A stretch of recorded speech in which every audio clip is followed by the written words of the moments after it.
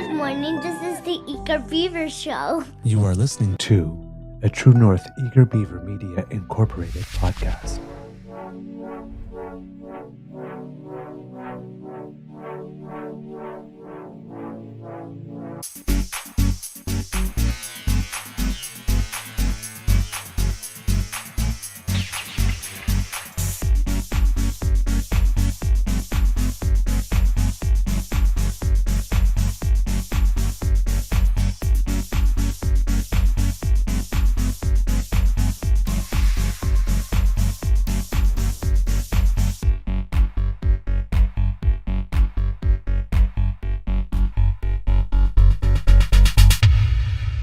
The True North Eager Beaver podcasts are proudly brought to you by our founding sponsors, the Misfit Mysteries from Corvid Moon Publishing, your source for science fiction, fantasy, and cozy mysteries featuring a broad diversity of characters. PsychicTarot.ca, book your tarot reading and unlock your spiritual journey. And the Pepper Master, hot pepper sauces made from farm fresh ingredients to thrill your taste buds and expand your mind.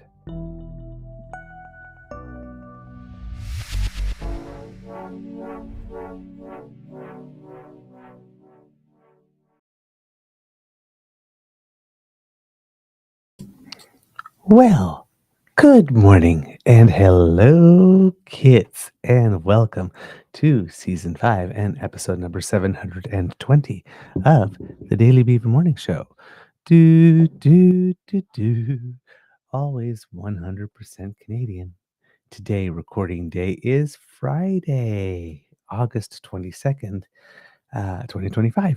Forgot what the year was for a second there. And it looks like it's going to be a gorgeous day at the Beaver Lodge. I have a flying buttress there coming out of my head. Fix that. I am your host, the Eager Beaver, pronouns he, him, hey, Mr. Beaver A. And not with me, as usual, is my good friend, Mr. Grizzly. However, kids and cubs, we'll be getting some grizzly this weekend because on Saturday, tomorrow, around 1 p.m. Eastern Time, tech willing, we will be getting together at the Lieutenant's Pump in Ottawa for our pubcast. I know that you have been talking about it in the chat a little bit. We weren't able to have ours in July because we just couldn't find a weekend that we were both available at the same time. But this weekend does work. So we will be getting together. It's also Pride Weekend in Ottawa. So we will be celebrating that. But we will be all getting together for a beverage and some wonderful conversation, jokes, travel, what's going on in people's lives, all that kind of stuff, movies, entertainment, sports, everything. No politics, no religion. Just to show you that we are able to be, that we are full, well-rounded people outside of politics, that politics isn't the entirety of our identity. So kids and cubs, do join us, please, Saturday, which is tomorrow around 1 p.m. Eastern Time. Again, tech willing, right here on the channel for our pub cast episode. My favorite episode of the month when we get to do it because it's nice to just hang out with the DAMFAM and not have to be, well, we do try to bring some news about Canadians to make us proud, some positive news too, but not have to do any of the doom stuff. Just hang out, enjoy each other's company. So I hope you will join us for that and to get your dose of grizzly. Just going to have a sip of water here because we must already start working on preventing dry beaver. All right, kids and cubs. Big thank you goes to our podcast founding sponsors, the Pepper Master, the Misfit Mysteries from Corvid Moon Publishing, and PsychicTarot.ca. How's your mental health today, kids and cubs? Mine is doing well, despite having a short night. My efforts to try to get back on a regular schedule, not particularly successful.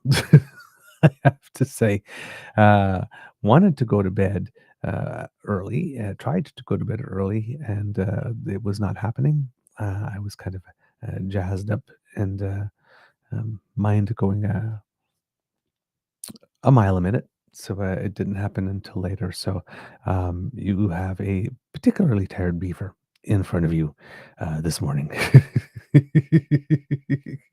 That's okay. I will do my best anyway.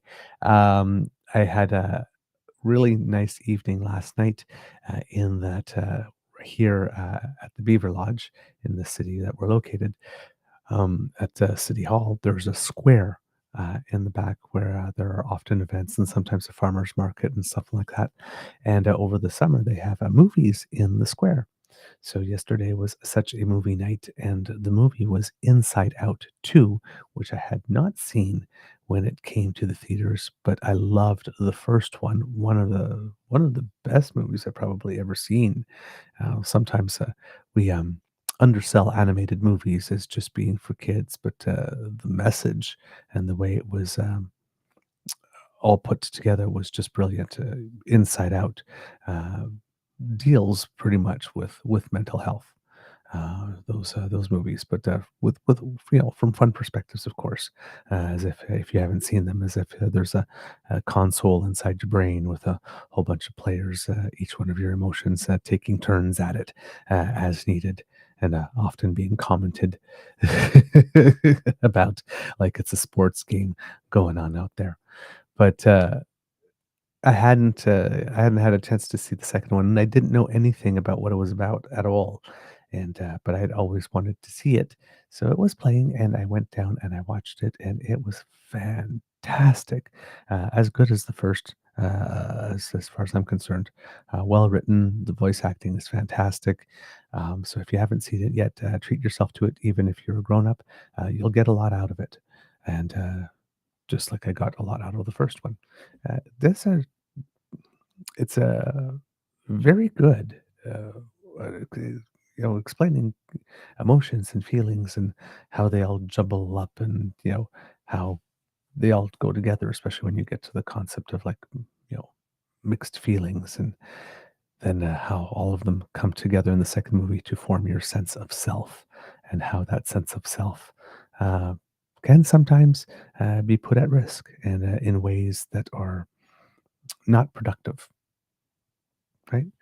And everybody has some growth in there, and of course, you know, it's a very satisfying movie. I have to say, very satisfying movie. All right, so if you haven't seen it yet, there it is. So two movie recommendations, 2 days in a row, kids and cubs. It just so happens I was in two movies this week. All right, kids and cubs, how is your mental health doing today? Ah, okay. Let's see who's with us. And I hope, again, if your mental health's not doing too well, I hope that if you're watching live, you can lean on the DAMFAM a little bit, as we often say on the show, right? Uh, it's not a marathon, it's a relay. So sometimes if you need to hand the baton over and let us run a leg while you rest for a bit, do that. That's okay. Take a rest. We'll be here when you get back. All right. Uh, let's see who's here. We have Kit Uncover the News saying morning. We have Kit Hyper T 007 saying bon dia gente. I went to online to listen to some stuff and I think I've got it now. Bon dia gente. There we go. Hopefully that's closer to what you are expecting, my good friend. We have Kit Elaine saying, "Good morning, everyone," and TGIF. We have Kit Tavi G here, who sent me the cutest image. Oh my God, this cutest little video. You know what? I was going to save it for palette cleanser, but I think I'm just going to open with it because it is just so damn adorable. Kits and Cubs, uh, this is me as a little wee one. Look at that little thing. Oh my God. What a cute little baby beaver. Trying to nibble on his own tail a little bit there. Yum, yum, yum, yum, yum. Isn't that good stuff there? Thank you so much, Kit Tabby G, for that one. That one made my day. Oh God, baby beavers are the cutest things. Oh my God. It's incredible. Ah, we have who else do we have this morning with us? We have Kit Sharon, yes, who says 2 more sleeps before the big move. I hope everything goes well. If I remember correctly, Sharon is moving to Nova Scotia. Please correct me if I'm wrong. But yes, on the way there. Who else do we have? Kits and Cubs in the chat. We have Kit Grace is with us saying good morning, everyone. Good morning to you, Grace. Lovely to see you. We have Kit Wishful with us saying good morning as well. That's so good. We have Kit Saucy. Hello, dear one. So glad you're with us this morning. Good morning to you. We have Chris. Yay! Saying good morning. I did see your message come in. I'll be honest, I haven't had a chance to read it yet, but I saw like the top line, and you're you're just so good for my ego. I will tell you that. Your happiness, it's a good thing. We have Kit Ibad with us saying, "Good morning, lovely people." Almost missed that. I actually skipped over you. I'm so sorry, but noticed I had. So there you go, saying my good mornings to you. So glad you can join us. Do we have anybody else with us? It might be a fit. Oh, Kit PNC Bio. Hey, hi, good morning. So nice to see you. Uh, and then, well, this is not a hello thing that I put up. There's already in a deep and engaged conversation with Kit Linda and other members of the family chat, of the DAMFAM chat here. Kit Linda M is with us, of course. Good morning to you. So nice to see you today. Who else do we have with us? Going through it, going through it, going through it. Already deep engaged in conversation. Nope. According to Hypertease at 007, I still haven't gotten it yet. Okay. Oh well. I'll keep working at it. I'll keep working at it. And hopefully I will get it one day. Ah. He's a polyglot. He'll get it eventually. People in the chat, Donna Carol here, finding the little baby beaver totally adorable. I have to absolutely say, I have to say that I agree. Kit Linda, I'm saying, just going to put that on a louvre. We have Il today with us. Hey, we haven't seen you in a couple of days. Hope you are feeling very well today. Sending you lots of love. Thank you for joining us at the Beaver Lodge today. And I think that is everyone I got today. So, hey, a little later on Fridays. Usually there's more people on Fridays, but then again, it looks like it's going to be nice here. So, right? Maybe already packing and getting ready to go enjoy the cottage and all that good stuff. If that's what you're doing, then hey, more power to you. Or maybe other types of weekend plans. Who knows? It's Canada, summer in Canada. There is lots to do. Okay, kits and cups. A bit of a grab bag of a show for you today, to be honest. Tried to find a theme and going to try to make it, how things are going in Canada and the US with this trade war and maybe throw in a couple of other things. But that's basically you know the big drive here. There isn't I don't have a big story. It was a relatively slow news day yesterday, and I did see the chats about a certain type, I think from what I'm gathering, a certain type of episode that you would like, about some of the things that we're doing on our end uh, that maybe haven't got a lot of attention, or as much attention as it should have. So I am going to try and cobble that together over the weekend to have some of that for you next week. I've been having some ideas in my head about that. It's just that those types of shows are a little longer to put together because you have to go grab things from several different sources, and there's a lot of specific detail that I have to make sure that I get right when I do those things. So lots more notes to take. It becomes a much more note heavy show for me. So hopefully over the course of the weekend, I will have some time to put that together and have that type of show for you, kits and cubs, because there has been some stuff going on. As you know, there's been some visits to Mexico, and there is uh, conversations with other nations like Sweden and Finland that have been happening lately. Um, and and deals are being signed and things of the like. So, yes, I am going to try to cobble together an episode of things like that we have been doing over the past while, and how it is that we are positioning ourselves for that which is to come, with by building alliances and partnerships and all that type of stuff, and deepening the ones that we have, because we are doing some pretty interesting things, and they aren't getting a lot of attention at the moment. The attention is still on the big behemoth, and do we have a deal yet or not have a deal yet? And the, beyond that, a deal has to be really big and spectacular, like the thing we did on defense with the EU, to get to break through to the main headlines. But there is more, and there are other things that are very interesting and intriguing and strategic. So hopefully, like I said, I will be able to couple them together and then bring them to you early next week. It just requires a little more research. So I want to make sure I get all the details right if I'm going to do that. All right, kits and cubs. Um, how's it going? Oh, before we get into that, I forgot. For our friends on the East Coast, Hurricane Aaron is a couple of days ago was reported as moving closer to the American Eastern Seaboard. At that time, it had downgraded to a Category 2 storm, and forecasters didn't expect it to make landfall. But the outer edges of the storm are expected to bring high winds and storm surges to coastal communities. William Ray, who's the director of the North Carolina Emergency Management, says, if you are asked to evacuate, please do so before conditions deteriorate and roads become impassable. Do not drive around barricades. Do not drive through flooded waters. You cannot judge the depth or speed of floodwaters from inside your vehicle. At that point, beaches had been closed from Florida to New York State.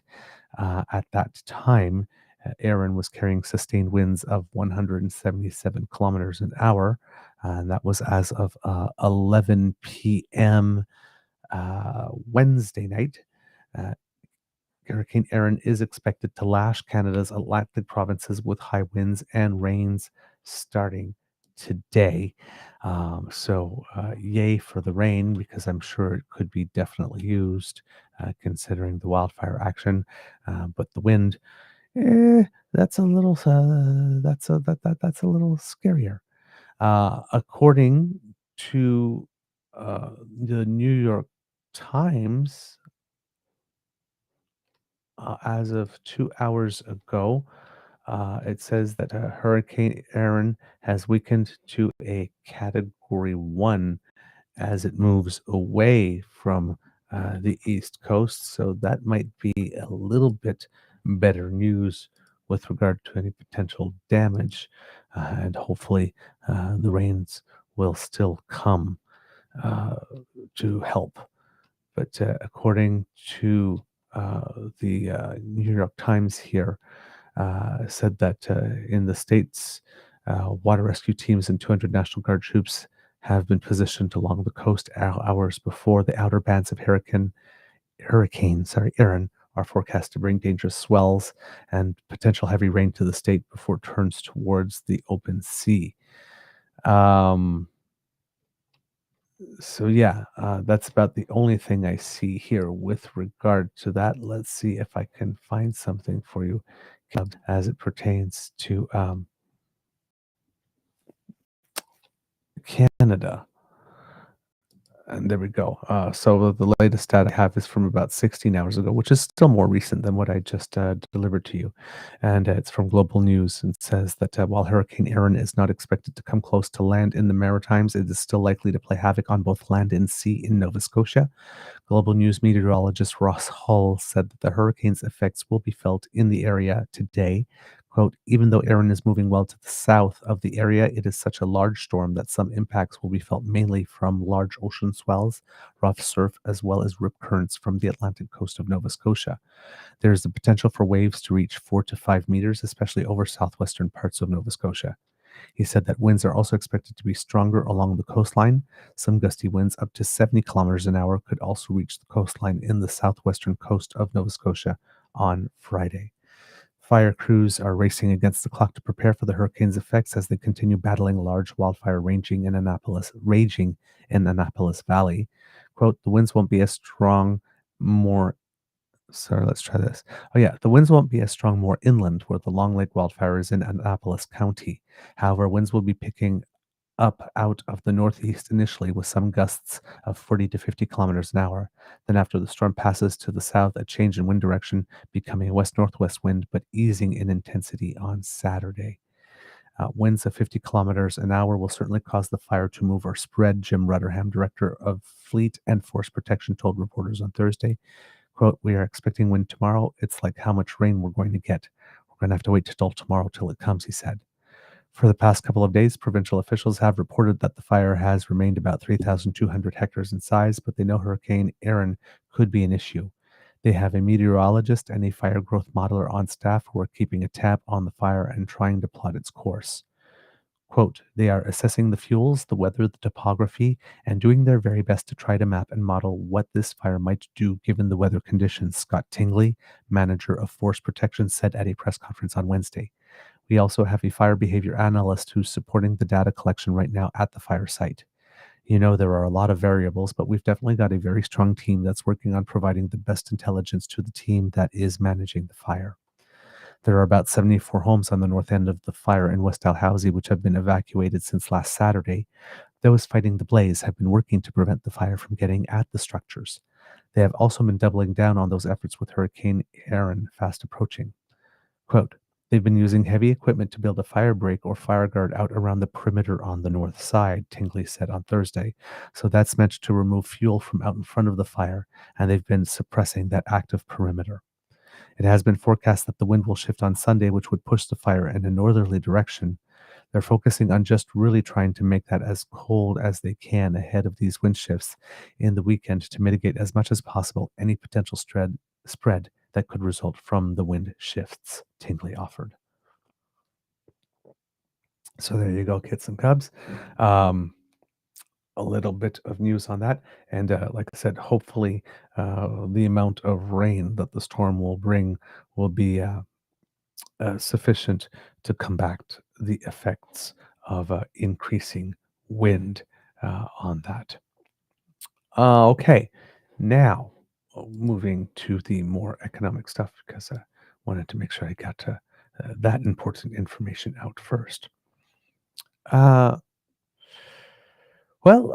let's start with Canada because inflation data came out recently, and we had alluded to it on yesterday's show.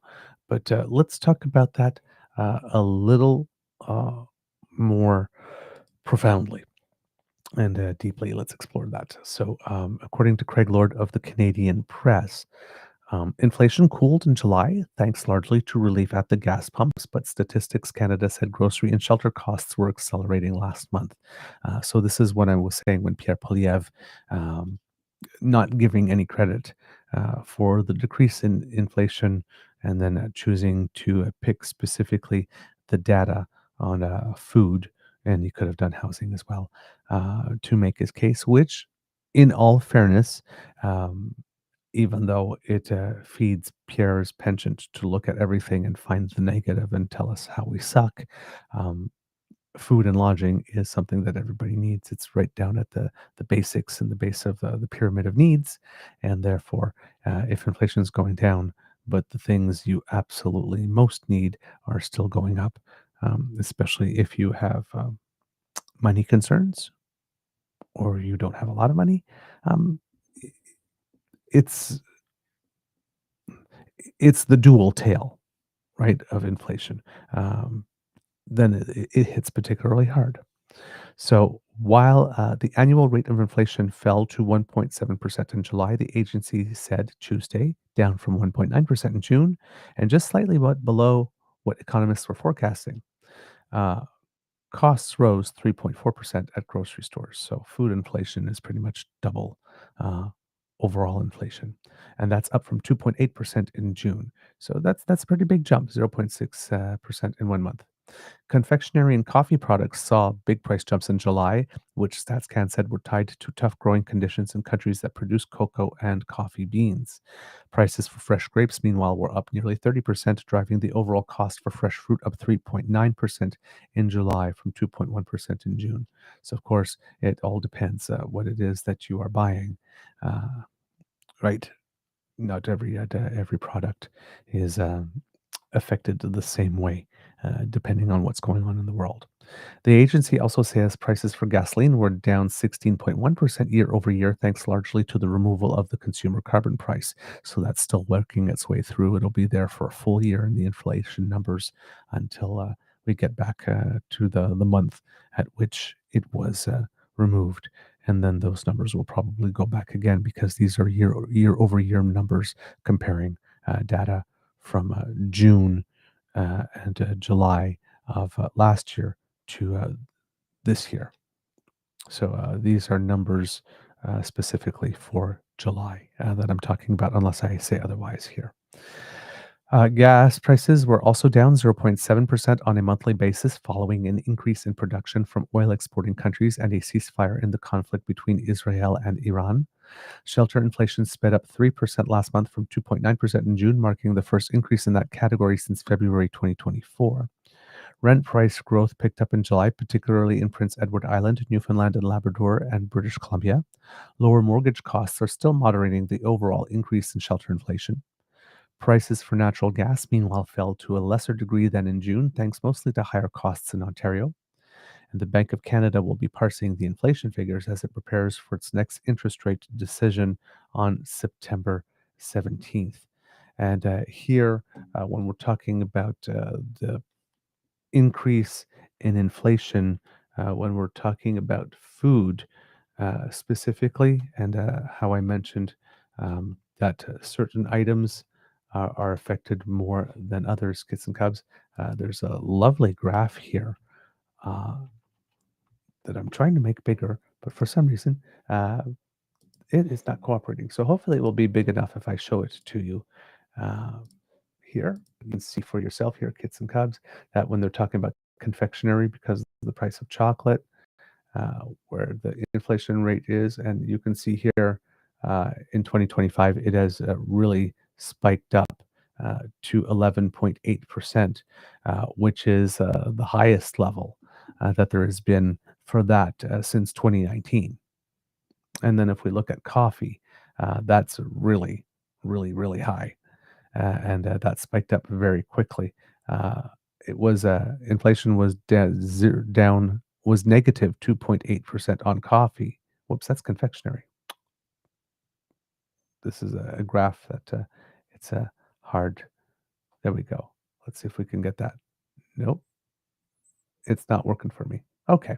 What was below zero sometime between 2024 and 2025, late in the year, and has now it spiked up to 14.2% in May, and now is at 28.6%. So your coffee, a lot of the thing that a lot of people use every morning to get their day started, has climbed a lot over the last bit. And like I said, difficulty with growing conditions. Fortunately, we are not being hit with an additional 50% tariff on the coffee as our American friends are. Because, you know, Donald Trump and his trade war. So that's a good way to drive home to the citizens that inflation is really an issue and that your trade war isn't working is by increasing the cost of the beverage that a significant chunk of people drink pretty much every morning to get their day started and get themselves off to a good start. And if you remember, during the whole election, it was all about the price of eggs, right? Because woe be to those who get in the way of Americans and their love for tasty, cakey treats. You need eggs. Well, again, woe be to the person that gets in the way of Americans and most everybody and their morning cup of joe. So, yeah, these are the types of things that, you know, eventually will get the attention of the people and drive home the fact that they're not saving money and that these promises that Donald Trump has made are not actually coming true, and that maybe um, they were had and could increase pressure on him from the inside. There are other things, when the price of strawberries shoots up or the price of grapes shoots up. That's, I mean, it's bad, but it's not so bad because people can choose other fruits or that type of stuff. But coffee, eggs, things that people eat pretty much every day in one form or another, either eggs alone or eggs as part of a something else that it's in. When those start driving up the prices of things, that starts to matter. The central bank held its policy rate steady at 2.75% at the end of July. That's the Bank of Canada for their interest rate here. It says in the article as we keep going. BMO chief economist Doug Porter predicted in a note to clients on Tuesday that there weren't enough signs of easing in the price data to convince the Bank of Canada to cut interest rates next month. Quote, there were no big surprises in the July inflation report, but we probably need a downside surprise at this point to prompt the BOC off the sidelines, he said. StatsCan said the central bank's preferred measures of core inflation, which tend to strip out more volatile price changes, held steady at around 3% in July. But Porter points out that the 3-month core inflation readings now show an annualized rate of 2.4% for July, and if that more recent trend in core inflation is maintained and the economy remains soft, that will eventually set the stage for Bank of Canada cuts, Porter said. So again, maybe not at the next one, which a lot of people were hoping. A lot of people were hoping for some cuts in interest rates already in over the course of the summer, and they didn't happen. We had a few of them pretty quickly at the beginning of the year, and then they ceased for a while. And there was some talk of that rate going down from 2.75% to 2.25% by the end of this year at some point. And again, there's questions as to whether or not that will indeed happen, but that was the prediction. I've seen somewhere else the prediction of maybe only down to 2.5 by the end of the year, given how the economy's doing. With the baseline inflation number, of course, that we're saying here, we're seeing it below 2% for 3 months in a row.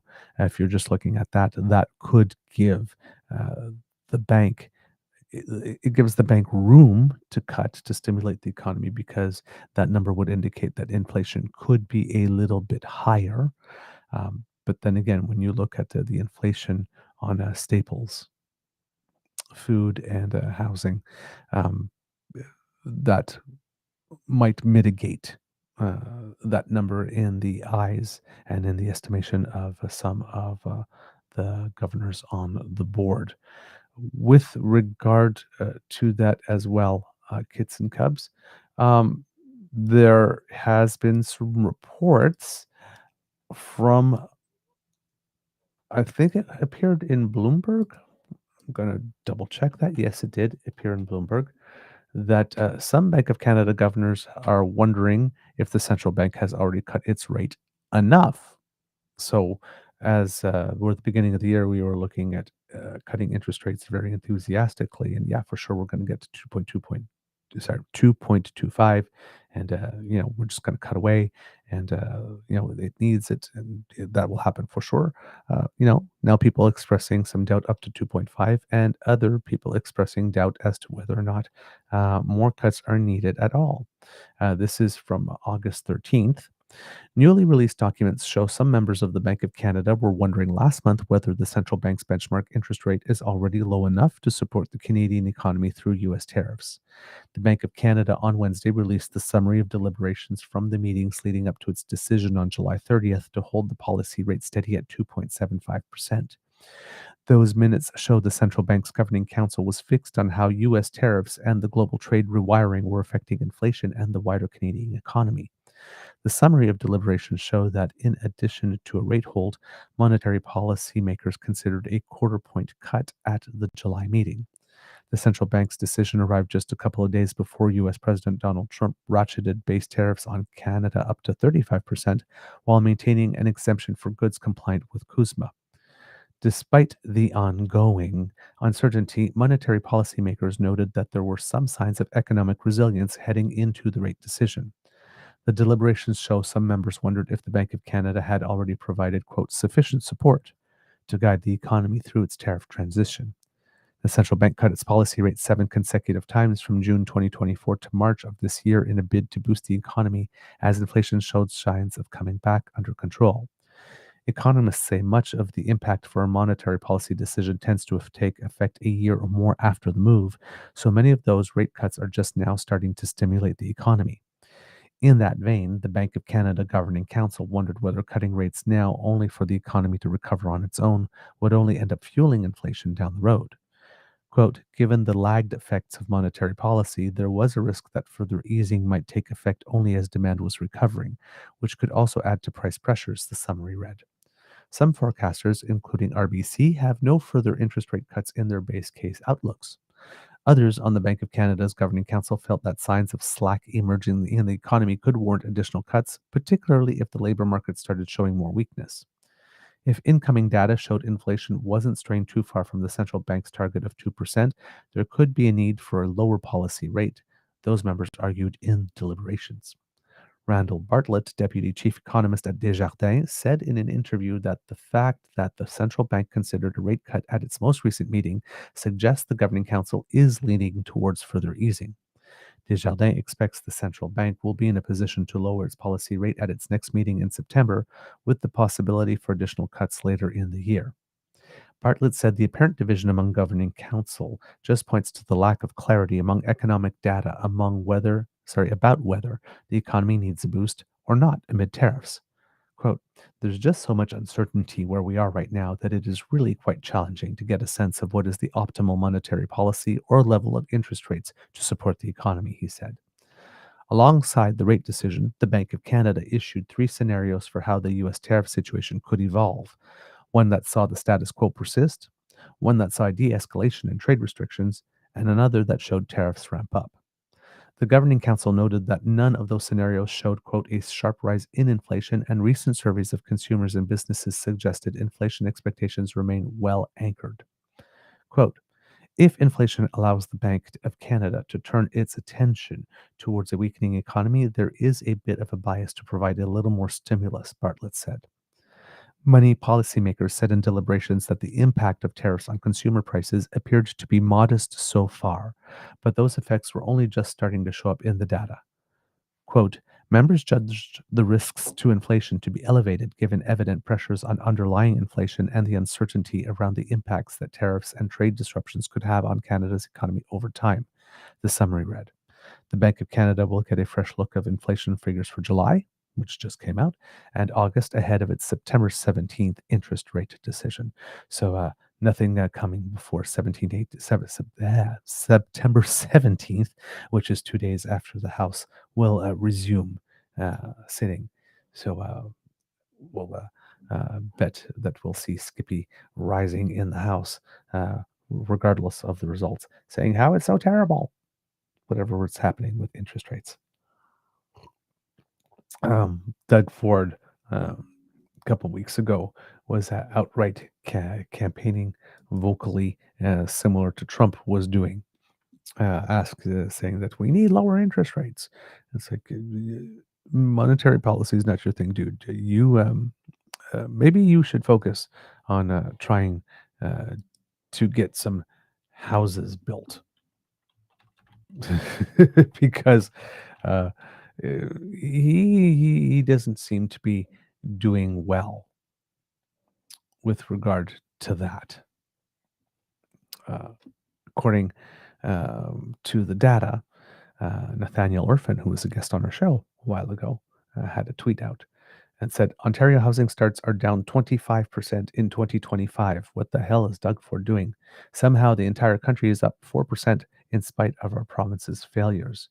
And yeah, there's some data here I can show you with regard to that here. So Newfoundland and Labrador housing starts are up 29%. PEI is even. Nova Scotia up 16%, New Brunswick up 20%, Atlantic Canada as a whole up 16%. Up in Quebec, it's up 38%. Manitoba up 3%, Saskatchewan up 50%, Alberta up 25%. For the prairies as the whole, up 24%. BC's down as -4%, and Ontario, as you can see here, minus 25%. Ford is just not getting it done, and considering how much levy seems to have for developers, this is a pretty interesting data here. Let's see if I can, this graph here, there we go. Housing starts in Canada, all areas. This is from I think CMHC, Canada Mortgage and Housing Corporation. Um, so I'm not sure what SAAR. I'm going to have to look at that up in this article here. But this blue line here shows housing starts, and this here is the housing starts, the red line, trend line, 6-month moving average. And so we have a 263,088 housing starts for the 6-month moving average. According here, this is August 18th from Canada Mortgage and Housing Corporation. The 6-month trend in housing starts increased 3.7% in July, so 263,088 units, like I just mentioned, according to the Canada Mortgage and Housing Corporation. The trend measure is a 6-month moving average of the seasonally adjusted annual rate.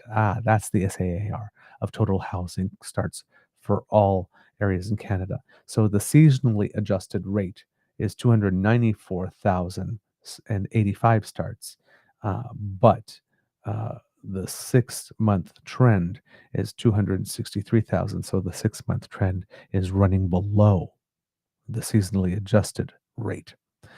Actual housing starts were up 4% year over year in centers with a population of 10,000 or greater, with 23,464 units recorded in July compared to 22,610 in July 2024.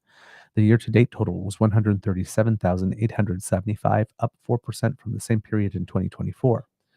The total, so I will just take this screen off here. There we go, kids and cubs. And of course,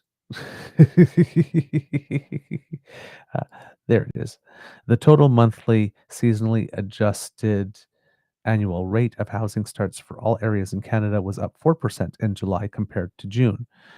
Through the first 7 months of the year, actual housing starts have remained above 2024 levels, primarily driven by increased multi-unit starts in the prairie provinces and Quebec. These persistently elevated national results are reflective of investment decisions made months ago or even years ago, highlighting the influence of previous market conditions and builder sentiment on current construction trends, said Tanya Burasa Okawa, CMHC's deputy chief economist. Let's see, what else do we have here? And yes, the rest is just some information about the CMHC at the end of the press release there. So, oh, there we go. Some additional data here. Rural starts monthly seasonally adjusted rate estimate was 20,467 units. Among Canada's big 3 cities, Vancouver recorded a 24% increase in starts this month, driven by higher multi-unit starts. And I believe rents in Vancouver have declined a little bit. I think I saw some data about that a few weeks ago. Montreal posted a 212% year-over-year increase in actual housing starts, driven by significantly higher multi-unit starts. A decrease in multi-unit and single-detached starts drove the 69% year-over-year decrease in Toronto's housing starts compared to July 2024. So Vancouver, 24% increase, Montreal, 212% year-over-year increase, and Toronto, a negative 69% year-over-year number. So a decrease. Yeah. So Doug Ford not actually getting it done. That's perhaps why he's been begging for the bank to cut interest rates to try and stimulate housing in the province of Ontario, because he doesn't seem to be able to do it. So now he's trying to deflect the blame on the Bank of Canada for his inability to actually get it done. So that explains that. Okay, moving on. In Canada as well, Um, the inflation numbers, since we're talking about them there, just before we get away from those were Canada's numbers. Of course, we talked about the numbers in the United States recently, which have also gone up, and numbers for the UK also came in above expectations in July. Consumer inflation in July was up 3.8%, up from 3.6%, which is well above what the Bank of England is seeking at 2%. Um, yes. We are doing better, significantly better than the United States and the UK at the moment on the overall number, at least. Of course, kids and cubs, as you mentioned, food and shelter, however, numbers are still stubbornly high. Uh, in Canada, according to Equifax, and this is August 18th, and this is also reported in the Canadian press, it says that there's a deepening divide among consumers as the rate of missed credit card payments has dipped, according to a new Equifax Canada report. 1.4 million Canadians missed a credit payment in the second quarter. While that's up by 118,000 compared with the same time last year, it's down slightly from the first quarter. Rebecca Oakes, Vice President of Advanced Analytics at Equifax Canada, said it's a bit of good news to see the delinquency rate leveling off. Quote, we're starting to finally see that stabilize a little bit. The less good news, though, is that below that high level number, we're still seeing this financial gap widening for some groups of consumers, she added, particularly between homeowners and non homeowners. About 1 in 19 Canadians without a mortgage missed at least one credit payment, compared with 1 in 37 homeowners, the report said. Total consumer debt rose 3.1% year over year to 2.58 trillion, Equifax said, while average non-mortgage debt per consumer increased to $22,147. Oakes said various factors, including high unemployment and economic uncertainty amplified by trade disruptions, have made it harder for many Canadians to keep up with day-to-day expenses. Consumers under the age of 36 are being hit the hardest, the report suggests. Millennials and Gen Z saw their average non-mortgage debt rise 2% to 14,304 from a year ago. The group's 90-plus days non-mortgage balance delinquency rate also rose to 2.35%, which is a 19.7% jump year over year. The affordability crisis seems to be hitting younger consumers the hardest, Oakes said. Between rising costs, employment uncertainty, and limited access to affordable credit, many are struggling just to stay afloat. Also, many homeowners who locked in lower mortgage rates during the height of the pandemic could see their payments rise upon renewal. Quote, payment levels are going up for many consumers when they're renewing their mortgage, and when that is a little bit too much, the first place you tend to see that is on missed payments on things like credit cards. Ontario remained the hotspot for financial distress in the second quarter. The 90-plus day delinquency rate was 1.75%, which is 15.2 basis points higher than the national average. The rates of missed payments were even higher in the city of Toronto and the surrounding area, which are exposed to the tariff-hit auto and steel sectors. However, Oakes said the financial gap between homeowners versus non-homeowners in Ontario peaked last year and has started to come down.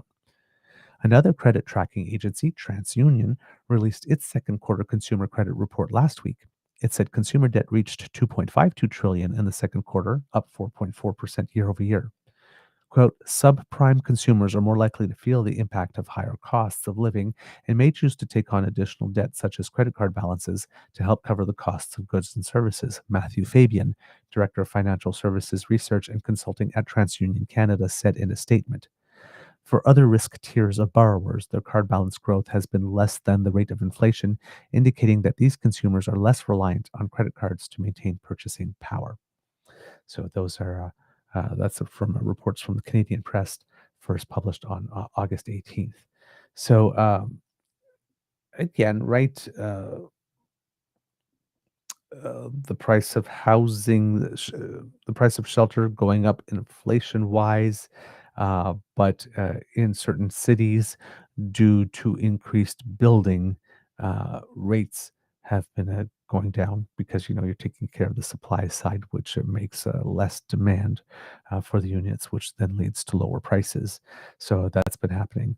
So if you put them together, but then you got Toronto where the building isn't happening, so you're not getting that effect as much as you are getting in Vancouver in terms of lowering the cost of rents.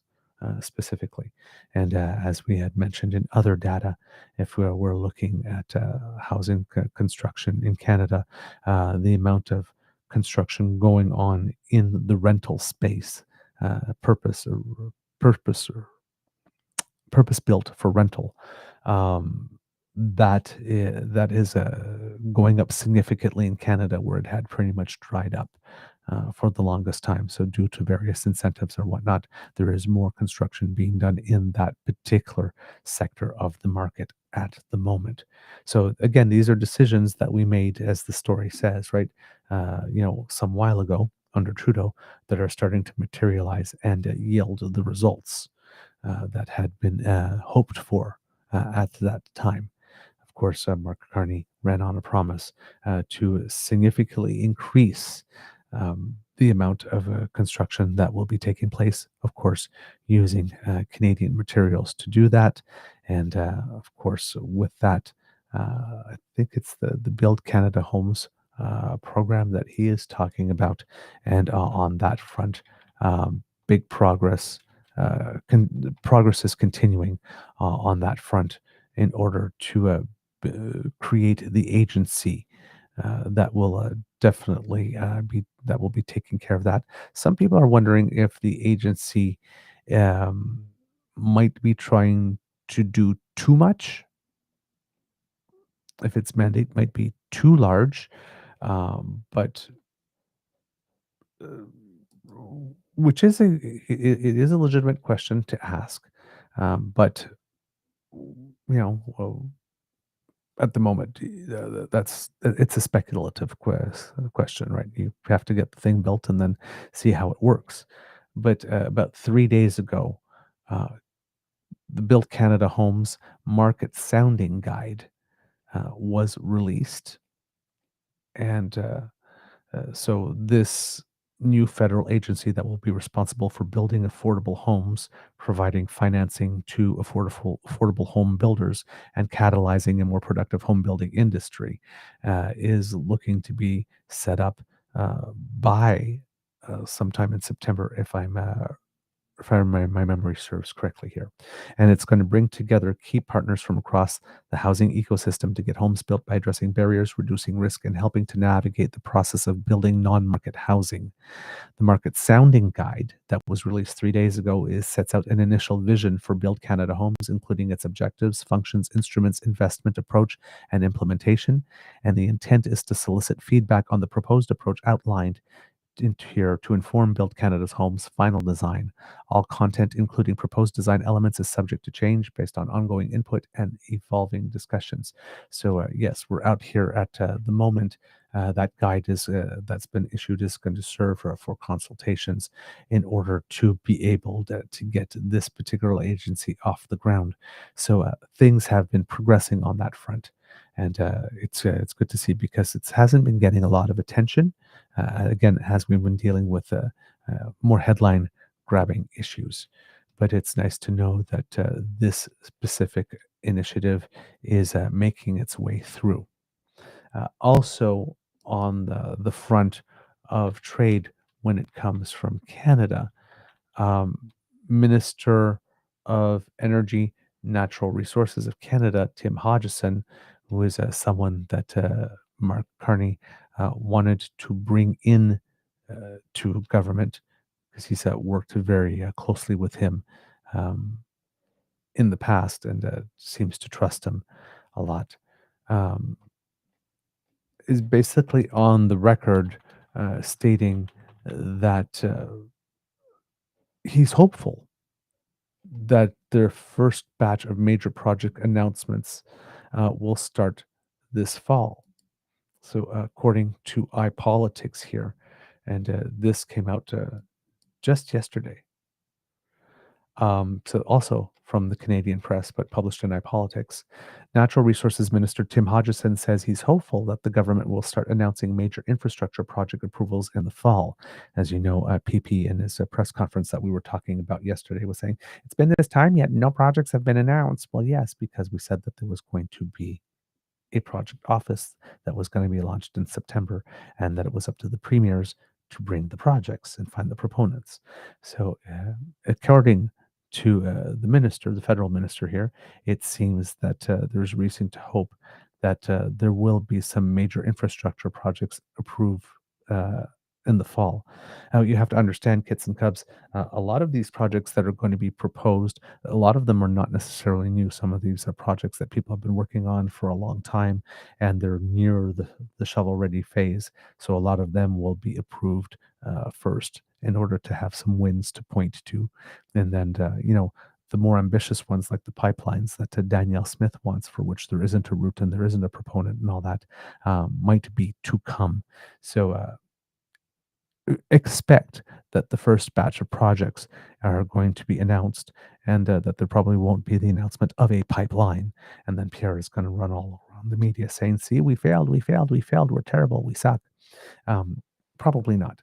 Uh, if PR wise, if they are smart, if there's anything to do with these types of pipelines, they might, if they can announce some type of funding for a study or something, that might help. Or if they can announce a project on something that would sort of prepare the terrain. So anything on an energy corridor at some place on which a pipeline could run.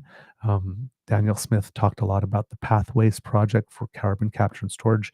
If there was something in that area that was ready to go a little more earlier in order to prepare the terrain for a proponent, should one come along, that Daniel Smith will bring, those could go some way to quell the criticism. Um, but it's going to come, because there's very, very small likelihood that a pipeline will be announced in this first batch. That's something that will take slightly more time to be able to review, because there has to be some type of environmental assessment. Um, and again, no project is proposed, right? You can't approve a project that doesn't exist yet. So that won't matter to Pierre, though,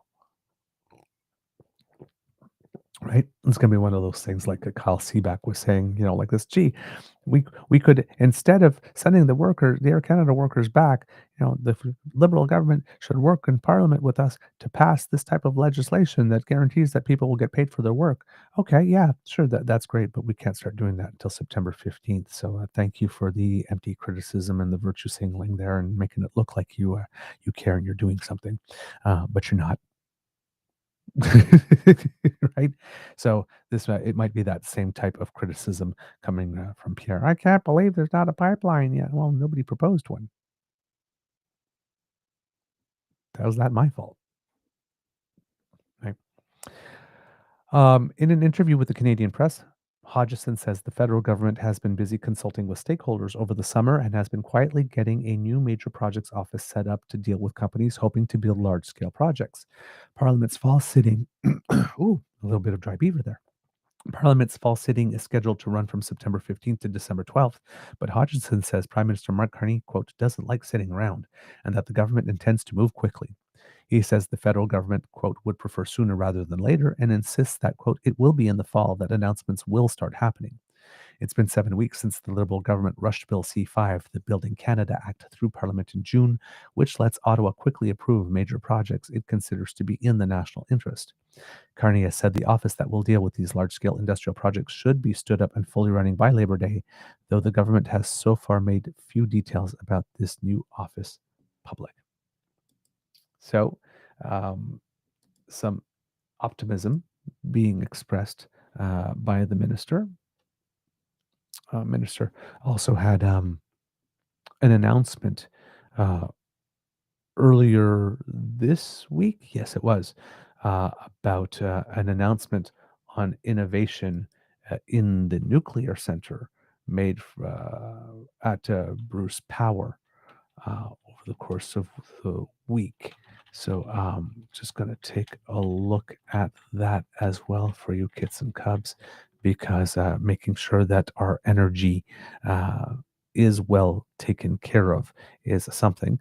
But in this particular case, the announcement doesn't have to do with increasing our level. Well, maybe it does, but it's not the primary. Uh, not the primary thing being announced here. Um, According to the Government of Canada's website, the Government of Canada is investing in Canada's nuclear biomanufacturing and life science sectors to strengthen Canada's position as a global leader in nuclear medicine innovation. These investments are bolstering domestic supply chains to ensure Canadians have access to vital diagnostics and therapeutic treatments. The Honorable Tim Hodgson, Minister of Energy and Natural Resources, on behalf of the Honorable Mélanie Joly, Minister of Industry and Minister responsible for Canada Economic Development for Quebec Regions, announced the next phase of an ambitious medical isotope production project at the Bruce Power Nuclear Plant facility in Tiverton, Ontario. The next phase will see the installation of a second isotope production system, IPS, at Bruce Power's CANDU Unit 6 reactor, which will allow for a significant increase in the plant's ability to produce the medical isotope lutetium-177 used in targeted cancer therapies. The project is receiving funding through the Canadian Medical Isotope Ecosystem, which was established in 2023 with an investment of up to $35 million over 5 years through the Government of Canada's Strategic Innovation Fund, with the goal of spurring the development and commercialization of medical isotopes and radiopharmaceuticals in Canada. The Canadian Medical Isotope Ecosystem directs project funding that supports collaborative research and development initiatives focused on medical isotopes with the goal of creating and commercializing innovative treatments in the healthcare sector while also securing the domestic production of medical isotopes. So again, this project is one of the ways we read you some articles at some point about how Trudeau was doing a lot to diversify the economy in many ways. This was one via this Canada Strategic Innovation Fund established in 2023. This $35 million investment was put into this. And now we're looking again in this particular field where Canada is a leader. Several years ago, I believe one of the reactors had to be shut down for some repairs or some maintenance, and that was going to prevent the production of these medical isotopes. And there was some great consternation, not only in Canada but around the world, because we were supplying them. That's because there would be much less supply, and that we need to be rationed for a while. And I think there was Lisa Raitt, again, I believe the minister at the time, saying something about isotopes uh, being sexy or something of the sort. And then, yes, Raitt called the isotope crisis sexy and criticized the minister at the time, uh, Leona Aglukak, uh, criticized her ability, expressed doubt about her ability to address the issue. Um, and according to the article here, it said Raitt, uh, somebody was talking to Lisa Raitt and said that the isotope issue was confusing to a lot of people. But it's sexy. Radioactive leaks, cancer, said Raitt at the time. And then, of course, um, she had to apologize for that 2 days later. She emotionally uh, apparently had to say sorry. As you can see, it's a very personal issue for me, and it's one that I don't really take lightly, she said. It's clear that these remarks have been interpreted that way, so I want to offer a clear apology to anyone who has been offended by what I have said. Um, so, yeah, the isotopes are a big deal, and this additional investment is going to make it so that I believe that we have two facilities producing them, which also guarantees the security of the supply should one have to go down for repairs. Um, what else does it say here with it? It says since March 2020, the government has invested more than $2.5 billion in 43 projects in the biomanufacturing, vaccine, and therapeutics ecosystem. The Government of Canada's support for the Canadian medical isotope ecosystem is a critical aspect of this investment, bolstering Canada's historical leadership in medical isotope production. The market for medical isotopes worldwide is increasing and expected to reach up to $33 billion US by 2031. The project expansion announced today helps to ensure that Canada will maintain a steady domestic supply, as well as sustain and expand export capabilities to global markets. With its innovative IPS technology, Bruce Power is the first commercial nuclear reactor in the world to produce lutetium-177, supplying large quantities of life-saving medical isotopes while simultaneously generating safe, clean, and reliable electricity. This helps advance Canada's role as both an energy and a medical isotope superpower. The government of Canada is proud to partner with the Saugeen Ojibwe Nation and Bruce Power to produce, advance, and market new medical isotopes in support of the global fight against cancer. The project contributes significantly to reconciliation with the Saugeen Ojibwe Nation territory. And Melanie Joly, the Minister of Industry and Minister responsible for Canada Economic Development, is quoted as saying, medical isotopes are a powerful tool in the diagnosis and treatment of cancer. Through the government's investment in the CMIE, as well as its partnership with Bruce Power and the Saugeen Ojibwe Nation, we are ensuring that Canadians have access to critical medical technology. This next phase of Bruce Power's capacity expansion strengthens Canada's role as a global leader in medical isotope production while enhancing the quality of care available to every Canadian. So there you go.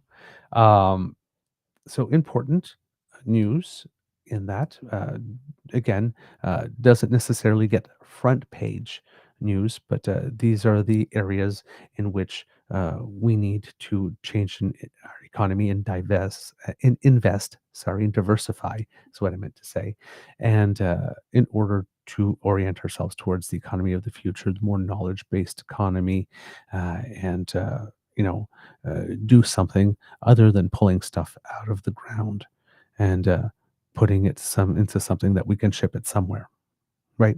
So these are a lot of the changes that, like I said, Justin Trudeau at the time was putting in place, and now we are now starting to see some of the benefits and the results of that. All right, so that's a little bit on the Canada side, all the stuff that's going on here.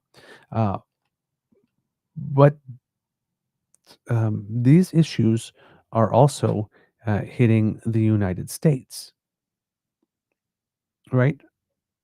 Our strategy with regard to wanting a deal at the beginning used to be to get a deal as quickly as possible, a little bit like the EU has done, which I think they have taken another step into cementing that so called deal that they have made with the United States to lock in their tariffs at the rate that they've gotten them in at the moment. Again, that's not a final deal, but it seems that the EU wants to take that deal, those broad outlines, and at least run with it for now, to have whatever degree of stability and predictability they can have for how long or however long it's going to exist with Donald Trump. But for our part, um, we realized at some point that getting a deal quickly to provide the stability that the markets want is not going to be an option that Donald Trump is going to make available. So, therefore, we had to do other things. And now our strategy is to bide our time for the impacts of what Trump repeatedly punching the United States in the face to take hold and pressure to squeeze him from the inside, basically for the calls to start coming from inside the house. Well, Donald Trump said that he pretty much wants to decimate our auto sector because he doesn't need Canadian cars. Well, it's doing a number on the US auto sector too. On August 10th, according to Yahoo Finance here, the auto sector is taking President Trump's tariffs on the chin. Toyota, the world's largest automaker, was the latest to reveal the impact it's seeing from tariffs in its earnings on Thursday morning, with slightly over $3 billion wiped from its fiscal first quarter operating income. With Toyota's results in, the cumulative tariff hit from the largest automakers following the end of June quarter stands at around $11.7 billion per automaker's financial disclosures. 11 billion in one quarter. Yes. Toyota had the largest exposure, followed by rivals like Volkswagen, GM, Ford, Honda, and others. China's top automakers were excluded from the list as they do not operate in the United States.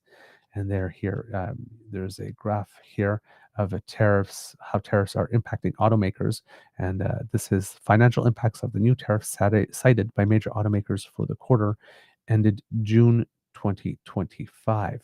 And I'm just going to show this to you because some companies are definitely more effective. So you said very much affected $3 billion in one quarter here. So I'm guessing that 11 billion is maybe annualized for the year that I mentioned. So 3 billion for the quarter. Volkswagen, about half that at 1.5 billion. General Motors, 1.1 billion, and that's that we're talking this one. We're not the first two are foreign automakers, but General Motors isn't. And then you see all the other ones at under a billion, but still, Honda, Ford, BMW, Hyundai, Kia, Subaru, Mazda, Nissan, Mercedes, and Stellantis at the bottom of the list, the least affected at the moment with regard to that. But that's some pretty big impacts there happening in the United States. Automakers, including Toyota and Honda, are not only seeing imports from their home market of Japan hit with tariffs of 15%, they're also dealing with higher overall auto sector tariffs of 25%, impacting operations from countries like Canada and Mexico. This also goes for the big three, Ford, GM, and Stellantis, which have significant operations with US, Mexico, Canada agreement partners. Even Tesla, which makes all of its vehicles in the United States, had a significant tariff impact from duties on auto parts like batteries for EVs. Quote, the cost of tariffs increased around $300 million, with approximately two-thirds of that impact in the automotive and less in energy. However, given the latency in manufacturing and sales, the full impacts will come through in the following quarters, Tesla CFO Vaibhav Taneja said on the company's earnings call in July 23rd. The knee-jerk reaction for automakers would be to raise prices while eventually moving towards more U.S. production, but neither option is an easy fix to avoid tariffs. Investment for new assembly plants is considerable and requires a larger rationale than a one-term presidential administration, Auto Forecast Solutions auto manufacturing expert Sam Fiorani said. Quote, building a new factory requires 3 to 5 years of planning and likely 1 or 2 billion in investments. Even retooling an existing factory will need around $500 million. So when Trump is going around and saying that there's more companies and plants being built than ever before, that's a lie. Fiorani noted that the financial outlays for factory spending have to be weighted against the cost of paying tariffs over the next 3 years. Most high-volume models, which typically have lower profit margins like the Nissan Rogue, are already built in the U.S. Moving some high-volume vehicles that are built at scale in a foreign location like the Chevrolet Equinox may not make sense to move to the U.S. On the flip side, building certain low-volume, high-profit vehicles in the U.S. wouldn't make economic sense either. For its part, GM said it will spend $4 billion to bring more truck and SUV production to the U.S. GM said it will add production of the gas-powered Chevrolet Blazer and Chevrolet Equinox currently made in Mexico to the U.S. starting in 2027. GM will also begin making gas-powered full-size SUVs like the Chevrolet Tahoe and light-duty pickups like the Silverado at its plant in Orion, Michigan. It will also shift EV production from that plant to the Factory Zero Michigan plant, which produces only EVs. Honda said this week it is considering adding a third shift to its U.S. production facilities to blunt the effect of tariffs. Though Honda didn't say which models would be affected, it had reportedly considered moving Civic sedan production from Canada to the U.S., which Honda denied.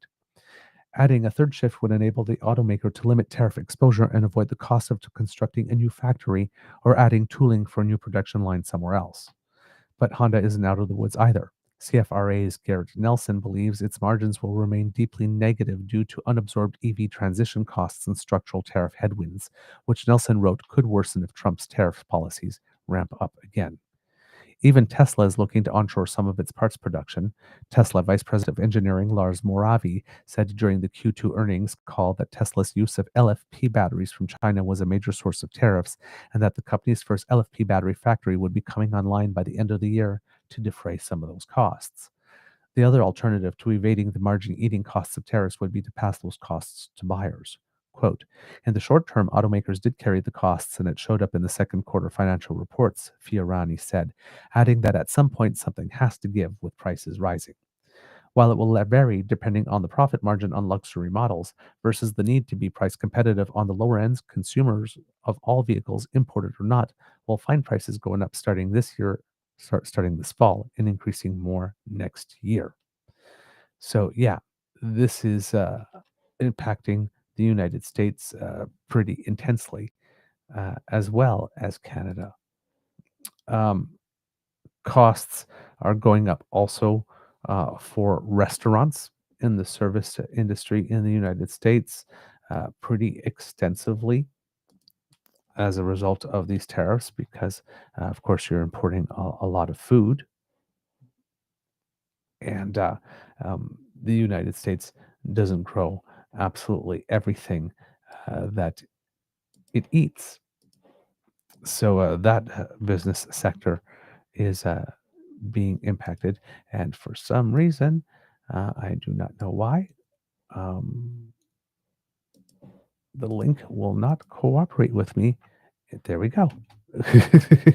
ah, According to this article here from CNN, surging beef prices as an example, specifically hamburger meat on the wholesale level, those prices were up nearly 21% in July compared to the same month 10 years ago, federal data shows, and passing the buck to consumers may not be the best solution. The prices of other staples like coffee, as we mentioned, eggs, and cocoa have also ratcheted higher at various points in the year. In June, food costs overall were up 21% compared to the same month 4 years earlier, according to the Producer Price Index, which tracks prices that businesses, including restaurants, pay their suppliers. The rise in food costs outpaced the 17.5% increase in wholesale prices across the board during the same period. And this is why affordability remains an issue, because numbers are relatively similar in Canada if we're looking for at 4 year data. Um, with tariffs, there might be a bigger impact in the United States than in Canada at the moment. But if we're looking at 4 years, that includes significant data than just what Trump has been doing lately. And I would venture that things are somewhat similar. Typically, restaurants have a profit margin of around 3 to 5%. So if food is going up, that you need to serve people is going up 21%, and you can't raise prices that much. You're starting to cut into that 3 to 5% very quickly, and again, that affects abilities to invest in your restaurant in order to improve it, in hiring staff and being able to give staff raises and all that kind of stuff, which then if you're not able to give them raises to meet the cost of living, increase the odds that they might go look elsewhere. And then you have to spend more money on recruiting and human resources and hiring and all that kind of stuff. So it's a loop that feeds each other after a while, and it's not in a positive way. Um, and of course, all of these tariffs uh, are taking are coming into effect in the United States uh, in such a way that are hitting uh, the economy uh, at how what's the term for it? They're hitting the economy in such a way uh, that hasn't been seen since the Great Depression. So we're going back a while now. Um, and that's not particularly a model that a lot of people would like to follow. It's definitely not a situation that people would like to recreate, but it does seem that is indeed the case over here. According to CNN again, Elizabeth Buchwald and John Tofigi and Aditi Sangal, Trump's tariffs kick in at the highest rates since the Great Depression, and that is not that's like I said, not helpful to anyone. But again, you have to remember for Donald Trump, the goal is to say that the United States is making so much money, and because of his huge tax cut to the rich, he needs to finance that somehow so that the numbers that come out show that not all of that money was just taken, right? He's trying to offset it somehow so that the overall impact doesn't appear so bad. But it is bad. So you can't, there's only so much masking that you can do that you can do before it starts to show. That's a little similar to what Russia's been doing with the costs of the war over there. There's only so much masking it can do before, the cracks start to show. And that the denial that has been given, public denials, uh, stop to be being believed because people go to the store and they see what things cost. They see their quality of life going down. According to Global, Aries Rabinovich on August 18th, the trade war is starting to impact economies across the globe, with recent U.S. data now showing consumer sentiments are reaching lows not seen since the Great Recession. Because one of the things that is true is that the economy does care about your feelings, right? That's why we keep on measuring market sentiment. That's raising questions about whether Canada could soon start feeling the ripple effects. Quote, there has been more concern about momentum in US labor markets and not just in consumer perceptions of labor markets. You are starting to see cracks in some of the underlying details as well, says Assistant Chief Economist Nathan Jansen at the Royal Bank of Canada. Employment is still declining in the US, especially in the manufacturing sector, and it's a trend that has been in place for a while. The trade uncertainty does not appear to have helped, it's accelerated some of the risks. The University of Michigan released the findings of its latest survey of consumers on August 15th, which gauges the attitude of average consumers across the continental US. The report conducted during May, June, and July of 2025 shows how the current trade war sparked by US President Donald Trump's tariff policies has led to a negative outlook for the job market among Americans. In the study, 60% of consumers polled said that they expect unemployment in the US to get worse in the year ahead, which compares to 32% in 2022 until November 2024, and the worst reading since the Great Recession. There has been more concern about momentum in the US labor markets even just in recent weeks. There was a significant downside surprise in US payroll employment growth reported for July, and some significant downward revisions that made prior month's labor market data look not as strong as it did before, said Jansen. We, Royal Bank economists, don't expect to see a resurgence in job growth over the next year and still expect U.S. economic growth to slow, and with underperformance in some of these trade sensitive sectors.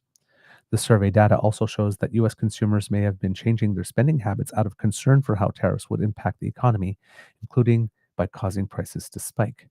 24% of consumers polled said they expect to spend as usual in the year ahead on big ticket items like a car, for instance, and that's down from 36% in 2022 from August to October. The report also describes the pattern where if consumers show less optimism for the economy and job market, then they will also adjust their spending habits. On the Canadian side of the border, there are some similarities to the US in terms of how the economy may respond to pressures from the trade war, but the Canadian economy may be in a somewhat better position. The latest report on employment from Statistics Canada for the month of July showed the unemployment rate was unchanged at 6.9%, with most job losses seen in youth summer positions, while manufacturing saw a second straight positive month of growth. Quote, we do think that we're close to peak in the Canadian unemployment rate. There are some advantages that Canada has. The Bank of Canada cut interest rates more than a lot of the central banks last year, and it does look increasingly like we're going to have some significant fiscal stimulus from federal government spending. It takes some time for that spending to get shovels in the ground on new projects, but into the end of this year and into next year, that is kind of a tailwind for economic growth in Canada to help push against some of the headwinds from trade disruptions. The Bank of Canada gradually cut its key policy rate from 5% in 2023 to 2.75% in March of 2025 and hasn't changed interest rates since, citing the uncertainty of the tariffs and the trade war. Following the July meeting, the Bank of Canada left interest rates unchanged again, and its governor, Tiff Macklem, spoke after the announcement saying, quote, there is a sense that U.S. policy may well remain unpredictable. There is a sense that it's going to be hard to restore trust. So yes, I think some level of uncertainty will continue. So there we go. Um, what else does this say here? Spending has remained relatively firm, demand has remained relatively firm, and we're seeing some of that flow through into consumer price growth as well. So that's where it's a bit of a double-edged sword, said Jansen, who explains how when spending and demand are strong, that can lead to higher prices and be reflected in a higher inflation report. He goes on to say that one of the reasons consumers have been feeling more confident in Canada is because the labor market has shown strength compared to the US. Quote, it's tied to a better Canadian consumer and overall economic demand backdrop that was feared in the spring. We should see that on Friday as well with the retail sales numbers, says Jansen.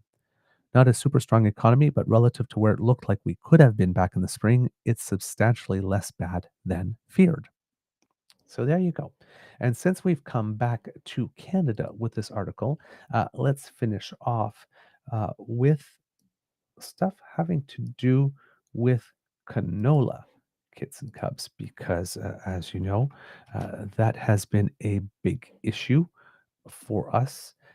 China has been trying to put the squeeze to us because we followed the United States' lead in applying 100% tariffs to EVs coming from China, even though not many are already sold here already, if at all.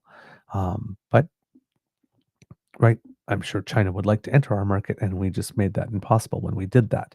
So China then came ahead and then put some tariffs on us. So I believe we had 100% tariffs already on canola oil and meal, and then 76% tariffs were announced, levies were announced recently on canola seed. And basically, these tariffs have pretty much shut Canadian producers out of their second largest market. Um, there has been some things happening quietly in the background, and some of them are starting to come to a head. Mark Carney, and this is according to Stephanie Levitz of the Globe and Mail. Mark Carney said discussions are underway on supports for farmers facing a major setback after China hiked tariffs on canola products this week. The Prime Minister made the comments after coming under criticism from Conservative leader Pierre Poilievre for not publicly addressing the issue sooner. Earlier Thursday, Mr. Poilievre accused Mr. Carney of showing weak leadership for not speaking out about Beijing's increased tariffs since they were announced on Tuesday. Quote, I had my team check his Twitter account. He hasn't tweeted a single thing about canola, yet he's been able to tweet about International Cat Day, so isn't that nice? Mr. Poilievre told reporters in Saskatchewan on Thursday morning. Yeah. Again, Pierre being his usual charming self.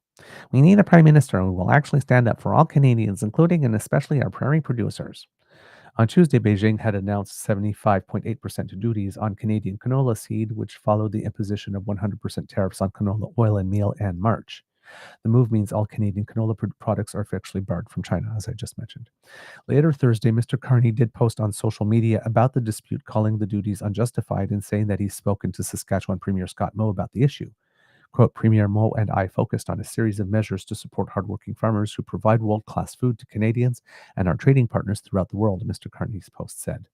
He said he and the Premier agreed to engage with industry leaders in the near term to discuss options. The canola industry wants Ottawa to limit imports of used vegetable oils to shore up domestic demand, but Mr. Carney's statement did not mention that request. In imposing the canola tariffs, China's Ministry of Commerce has argued that Canada's canola sector has benefited from extensive government subsidies and preferential policies that distort markets, and that they launched their own anti-dumping probe. Quote, Canada does not dump canola. Canadian canola products meet the highest standards and our inspection systems are robust, Mr. Carney said. We will advance with a constructive dialogue with Chinese officials to address our respective trade concerns while diversifying our trade abroad and supporting our canola producers at home. The tariffs on canola are connected to Liberal government's decision last year to impose a tariff on Chinese-made electric vehicles and a 25% tariff on Chinese steel and aluminum. Mr. Moe said Tuesday that he wants Mr. Carney to meet with the president of China to end the dispute. Quote, our federal government cannot sacrifice $43 billion canola industry, 200,000 jobs in that industry that is largely based, in fairness, in Western Canada to protect a fledgling electric vehicle industry largely based in Eastern Canada. But I'm guessing that Mr. Moe here is saying, but our federal government can sacrifice the fledgling electric vehicle industry, largely based in Eastern Canada, in order to protect the $43 billion canola industry and 200,000 jobs in that industry. Right? Mr. Poilievre said Canada must look at ways it can penalize the Chinese government, reiterating his call for the government to cancel the Canada Infrastructure Bank's $1 billion loan to BC Ferries for the purchase of Chinese-made vessels. Yes, but again, while offering no solution whatsoever as to how BC can get those vessels for a similar price at the same date, because the need for the vessels doesn't go away just because we're deciding to throw a temper tantrum because China is getting money. But he did not directly answer a question about whether he thinks the EV tariffs should be lifted. Interesting. Canada should use the revenue from the trade dispute to support affected Canadian sectors, he said. That was the plan all along. That was said like even before the election. That's what Trudeau said when he imposed the counter tariffs. And that, of course, is mostly our canola producers, he said. Mostly the canola, mostly? Okay. Pierre seems to have no regard whatsoever for everybody in the lumber industry and the steel and aluminum industry and the copper industry, although that doesn't affect us all that much. But for those that it does, and the auto sector, he thinks mostly affected are canola producers. They are affected, and terribly so, and we do need to do something. Um, but I don't think we need to start playing the canola producer's suffering is worse than yours game, because nobody wins that one. Hey boy. All right. So it does look like there's some stuff going on, and this morning in the news on that front, it seems that Premier Scott Moe is going to China in order uh, to be able to address that. So Premier Mo called on Carney to meet with China on the canola trade. He says that he wants Mark Carney to meet with President Xi Jinping to resolve the trade issues. Quote, "It isn't going to be Premier Mo and President Xi that stand up and say, we've come to a trade deal here and everything is going to move forward." But Mo said that he will be in China in the next couple of weeks to engage with officials there, basically trying to do the same thing that Anand and ministers Anand and Champagne did when they went to Mexico, have some pre-meetings to prepare a larger meeting that would happen between the prime minister and the president. Scott Moe is going over there to try to prepare the train a little bit for this type of meeting that would deal with this issue here. Um, there will be opportunities for the president and the prime minister to meet, I think, when you look at the global calendar of events, he told reporters after meeting with industry groups and federal government representatives in Saskatoon. Federal Agriculture Minister Heath MacDonald joined the meeting virtually along with Buckley Belanger, Saskatchewan's representative in cabinet. Mo said McDonald was planning to be in Saskatoon but was not able to get there because of airline disruptions. Both Carney and Xi are expected to be at the G20 meetings in South Africa in November. The Asia Pacific Economic Cooperation Leaders Forum is also being held in South Korea the same month.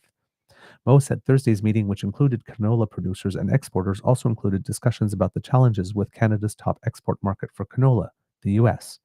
China imposed a tariff of nearly 76% on canola seed last week, causing the price of one of Canada's most valuable crops to fall and wiping out millions of dollars in its value. And of course, this was timed to hit a couple weeks prior to harvest. So there's still a few weeks to go before harvest is happening. And, the producers are hoping that there's a market to sell their harvest to. It comes 1 year after China launched an anti-dumping investigation into Canadian canola, a move in response to Canada's 100% tariff on Chinese electrical vehicles, batteries, and other products. In response to the Canadian tariffs on China, in response to the Canadian tariffs, China also imposed 100% tariff on Canadian canola meal and oil. Cody Bloy, Cody Bloy's Carney's parliamentary secretary said the Prime Minister plans to be in Western Canada in the coming weeks, quote, convening stakeholders and the Western premiers about what we can do to support the industry moving forward. There are a number of options on the table that we could take in the short term to help support the industry from a regulatory side, things that industry has been calling for, whether at the producer level or the processor level, he said. While canola futures are up, Bloy said there's a lot of uncertainty. Bloy said a joint Economic and Trade Commission meeting is set for next week. That meeting was the result of Carney's bilateral discussions in June with Chinese Premier Li Qiang. So again, as you know, Poilievre has been representing that nothing's being done and nobody cares. All the groundwork stuff, these types of calls that happen before these big meetings come, have been being worked on quietly in the background. We just haven't been drawing a lot of attention to it. Quote, this is an opportunity for Canadian authorities and Chinese authorities to engage on what we see as differences around trade. Canada exports nearly $15 billion of canola seed, oil, and meal per year, and nearly $5 billion of that went to China in 2024. Sask Oilseeds chair Dean Roberts, who was at the Thursday meeting, said farmers are being used, quote, as a pawn in the current geopolitical environment. He joined Mo's call for urgent federal action. Unprecedented market closure amidst an already stressful time of year has compounding adverse effect on farmers, he said in a statement released by Mo's office. And about 17 hours ago, like we mentioned, Mo confirmed the trip, saying that he will be traveling. He says, I myself will be in China in the next couple of weeks with potentially another opportunity for engagement before the end of the calendar year. Um, so, yeah. And then he also, Cody Bloy, noted that the federal government is aware of the threat the Chinese tariffs pose for producers in Saskatchewan right across Canada, adding that while negotiations with the Chinese will continue, Canada must also look to other markets. Quote, what I would say is the message is very clear and the government is very cognizant of the fact that the importance of the Chinese market for Canadian canola exports. The premier is going to make his trip to China, but part of this conversation also revolves to the premier's comments of what other markets are available. Mo reiterated the fact that on an issue as important as canola exports, it's essential for provincial and federal leaders to work together. Quote, it's of vital importance that we are addressing this in a collaborative fashion. It isn't going to be Premier Mo and President Xi that stand up and say, we've come to a trade deal here and everything is good moving forward. It's going to be the Prime Minister of Canada, Prime Minister Carney, and President Xi that ultimately are going to speak on behalf of their countries. Bloy continued, to those who are involved in the canola industry from a producer level, we know the anxiety of the uncertainty of the market access right now and what this means. We have tools at our disposal. We know your value, and we're going to work hand in hand with the government of Saskatchewan to see what we can do to mitigate the situation in the days ahead. The dates for most trip will be confirmed over the next several days. Um, Farmers and Ottawa have rejected China's claim, of course, that there has been dumping. As we mentioned, we read that quote from Prime Minister Carney saying that Canada just doesn't dump that, and saying, of course, that exporters have followed rules-based orders. So there we go. A little bit of a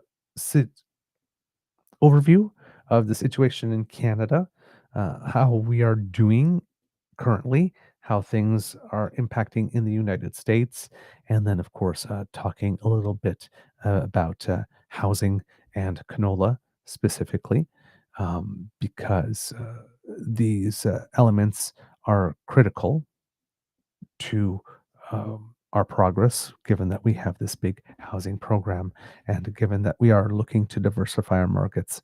And we don't want to be dealing with two trade wars on two fronts simultaneously. How we get out of the canola mess without reducing tariffs on EVs uh, from China, and how we do that without um, creating less demand for EV related products, North American built EV related products in North America by allowing Chinese product in, as we are trying to build ourselves a position in the world chain, is a very, very tricky issue. And I don't envy it for Mark Carney, to be totally honest. But that's why we hired him, to figure this stuff out. So hopefully he will. All right, kids and cubs, that's the end of this episode of the Daily Beaver Morning Show. We hope that you love listening to us because we love making this for you. Remember, sharing is caring, and word of mouth is priceless. So please tell your peeps all about us. We really appreciate it when you do, especially when you include a little bit of yourself in there. It really helps us a lot. Kits and cubs, if you are on the go and busy and have to make things happen, and sometimes you don't have time to sit down and listen to us, well, we're here to help. Thanks to the generous contribution of the Ray Girl, Kits and Cubs, we are portable. So you just go to our pod page. That's podpage.com/the true north eager beaver with a hyphen between each one of those words, or you scan this QR code that has appeared on the screen, and that will bring you to the page. And there you click subscribe. And when you do, when we have something fresh off the podcast bandwidth, our audio cast comes directly to your podcast feed. You can pop us in your ears. We're portable. Take us with you. That way you get through the things you need to do during the day and remain an informed and engaged citizen. Win-win. We like that. Now, kids and cubs, if you'd like to help us in other ways, please grab your e-surfboard and hang 10 and go to the True North Eager Beaver Media Incorporated YouTube page, as 21,400 of you have. We're still growing and we appreciate it. Thank you so much. Click on our buttons, like, share, and subscribe. Make Kits, Elaine, and Cassie, as well as us, happy and help us with the algorithm. Thank you. And if you'd like to help us in yet other ways, Kits and Cubs, we do incur some costs to bring this show to you, and you can help us with those if you would like to encourage us to do more and relieve us of some of that burden by making a contribution to the Eager Beaver Lodge's Emergency Hydration Fund, where every day we fight the scourge that is dry beaver. Mm, terrible thing, that dry beaver. So, Kits and Cubs, if you would go to our coffee page, that's coffee, ko-fi.com/eagerbeaver, all in one word, or you can scan that QR code that has appeared. My nose has gotten really itchy all of a sudden. And if you can go there and drop a few toonies or loonies in there to say, add a beaver, add a grizzly, we like what you're doing, we want more of it. And you know, a cup of hot chocolate for me and a cup of coffee for Mr. Grizzly does us a lot of good, warms the insides, and brings a smile to our face. So, any little pat on the back that you can give us would be very appreciated. Now, Kits and Cubs, if you're doing the Buy Canada thing, truenortheagerbeaver@gmail.com is where you can send a direct transfer rather than going through our coffee page. And that allows it so that your transaction happens entirely with Canadian banks, that it bypasses the US CE Tech Bros, who then take a portion of the cut they take from us and then offer it back to Donald Trump as tribute for him to do terrible things to us. And as well, Kits and Cubs ensures that we get 100% of your donation because you cut out the middleman. Again, win win win this time. Three wins. So if you could donate that way, we would be very grateful. And to whomever scanned one of the QR codes just now, thank you so very much. Really, very much appreciated. Kits and Cubs. Let's see. truenortheagerbeaver@gmail.com. That email address that we gave you is also the address at which you can write us, because if you're not able to donate financially, why not let us know what you think about the show? Because the gifts of your attention and participation are the ones that matter the most to us. So, good, bad, or ugly, let us know what you think about the show. We love flattery. We love compliments. We do take constructive feedback as well, and constructive criticism. Absolutely. And of course, suggestions for guests. And of course, if you happen to have a small home based business or community activity going on and you'd like to advertise on our show, we do have a plan for absolutely every budget. Let us help you get the word out. So do write to us. We like to help, and I'm sure we can find a way to help you. All right, Kids and Cubs, because democracy is something that you do. Oh, I forgot to tell you, if you want to reach us on our socials, at True Eager at the Blue Sky Beaver Lodge, as well as on the shitter, True North Eager Beaver on Facebook, our original home on the web, or right here on our YouTube page, whether you are listening live with the best damn fam in all of podcasting, or at your own convenience. Comment section right below. Write us a little something. We read everything you write, even though we're not able to answer everyone. And we thank you so much. Now, Kits and Cubs, because democracy is something that you do. Remember, there's a by-election in Manitoba, provincial by-election on the 26th in Spruce Woods. So get to know your candidates, do some door knocking, volunteer if you can, make political donation, check to see if they still need some people at the polling stations. All of that is very, very important. And of course, make your plan to vote. And you can vote in advance still until the 25th at the main returning office in Brandon, I believe it is. I'm just going to take a little check there to make sure that I got you the absolutely correct information. Yes, at the Spruce Woods local election office in the Coral Center, located at 811 8th Street North in Brandon. Offices are open 8 a.m. to 8 p.m., except on Sundays, noon to 6 p.m. And of course, voting day on the 26th, polling stations will be open from 8 a.m. to 8 p.m. And as we keep on mentioning, if you live in Alberta, Elections Alberta has approved a referendum question on Alberta remaining part of Canada, but now organizers from forevercanadian.ca must collect just under 294,000 signatures and more, as we keep on reminding you, because Danielle Smith will certainly try to invalidate some of them. So we need to sign in numbers too great for her to manipulate in order to move the question to an actual ballot. So please go to www.forever-canadian.ca to volunteer, donate, become an official canvasser because all the signatures have to be done in person. We can't sign this online. You actually have to show up or have a canvasser come to you to get your signature, or pledge to sign the petition when it comes your way. Words of wisdom, kids of cubs. It's Friday. Let your hair down. Have some fun. Do something this weekend to treat yourself. I might actually even go dancing this weekend, and I haven't been dancing in a long time, but there's an opportunity, so I might do that. It's Pride weekend after all in Ottawa. Why not shake your booty? Hey. And words of wisdom, join us for the podcast. That matters a lot. And I'm trying to see. Normally, there's a little thing that we have here for the podcast where we can play the music and do that little um, advertising for it. But I do not see it anymore. I do not know where it went, so I cannot play it for you. But tomorrow, 1 p.m. Eastern Time, tech willing, join us for the monthly podcast, all friendly pub chat, no politics, no religion. Just get together as a little community and have some time together and enjoy each other's company and maybe a cold bevy, maybe even a snack. All right. And Mr. Grizzly will be there. So if you've missed him, it's a good opportunity to check in with him and I will find out how things have been going in his life. All right. So we're looking forward to seeing you there. It can be a tough world out there, kids and cubs. So please be kind to and gentle with yourself. And now at the count of three, if I may beg your indulgence, and I have no idea why that QR code for the blue door is up. That has nothing to do with us. It just popped up on its own. Weird. Tech this week has been an issue for has been doing weird stuff on me. But kids and cubs, please, at the count of three, Mr. Beaver, please cue the cock on 1, 2, and 3. Oh, yes, such melodious sounds. You are listening to a True North Eager Beaver Media Incorporated podcast.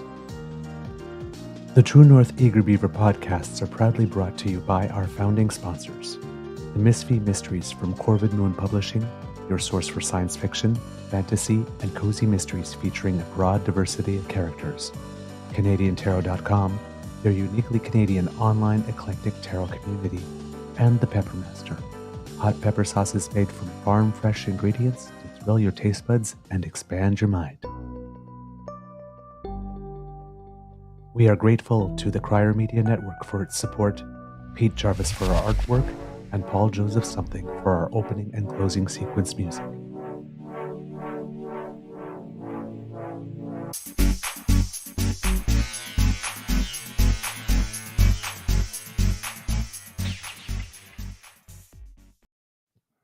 All right, kids and cubs, before you go, just a little note on Canadians who make us proud.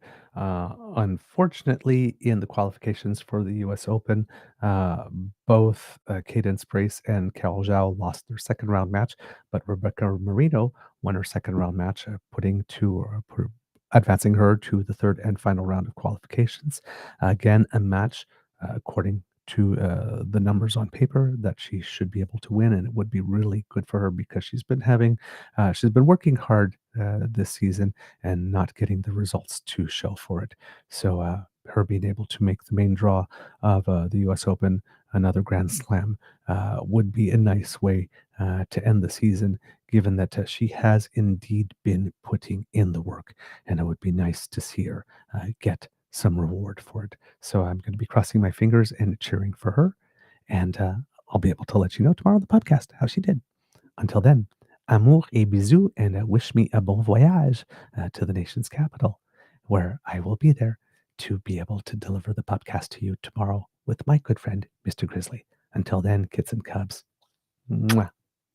And just like magic, I'm gone.